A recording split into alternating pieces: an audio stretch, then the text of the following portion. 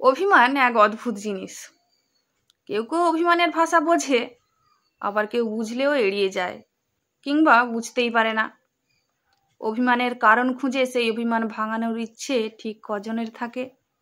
অভিমানটাকে ইগোর কাছে বন্দি করে কত মানুষ অবলীলায় ছেড়ে যায়। অভিমান ভাঙানোর ক্ষমতা এবং ইচ্ছে দুটোই থাকা লাগে। সম্পর্কে অভিমান ব্যাপারটা ঠিক তখনই আসে যখন ভালোবাসা এবং সময় দেওয়াটা কমে যায়। অভিমান জমতে জমতে একটা সময় পর তা অভিযোগের রূপ নেয়। অভিমানে মায়া বাড়ে, ভালোবাসা বাড়ে, টান বাড়ে। তবে অভিমান না ভাঙালে কেবলই দূরত্ব বাড়ে।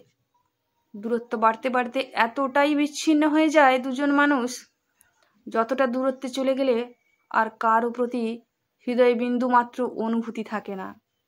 সময় বদলায়, সেই সাথে অভিমানের রূপটাও পাল্টে যায়। যে মানুষ হৃদয়ে অভিমান পুষে রাখে, সেই তো নীরবে যন্ত্রণা সয়ে যায়।